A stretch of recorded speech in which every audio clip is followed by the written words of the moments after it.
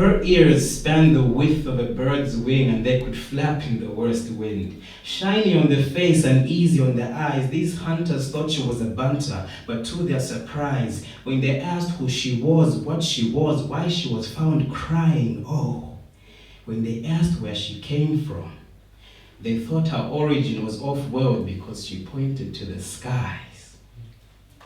She must have been tucked under a cloud using cumulus blankets and must have slipped off her bed after a celestial banquet. Gravity pulled her down in majestic robes from the edges of heaven in magical clothes. She knew the dust between her toes would bring woes because she was grounded on the earth below, so she looked to the sky and realized she could not reach for it or get any closer. And she wept over how her angelic parades were over. Her remaining days would be somber, but she quickly gathered herself up and said, why not be an off-worldly immigrant? She didn't think anyone would notice she had ears the size of an elephant's. So alerting the chief, and of course some other guys, the chief was in disbelief and taken by surprise. He was presented with a woman who had ears the size of an elephant, and he asked who she was, what she was, why she was found crying, and oh, when he asked where she came from, he thought her origin was off-world because she pointed to the skies.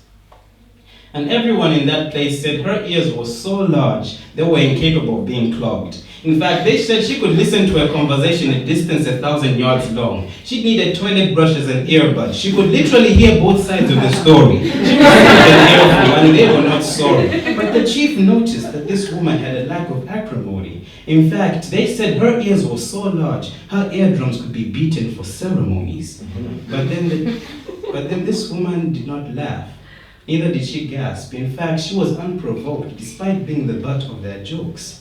So the chief rose before everyone in that place, and he said, not all queens need crowns. Not all queens require bows. Some queens just have majesty dripping from their brows. Some queens fall from the sky. Some queens don't need majestic robes. Some queens can birth nations and bear magical earlobes.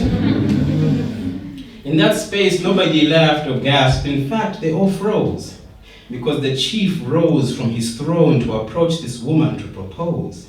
And he added her to his collection of possession and prize, for she was the third entrant in his gallery because he was a curator of wives. Was it wise for the king to make a wife of an angel? Surely was it wise, but he didn't mind.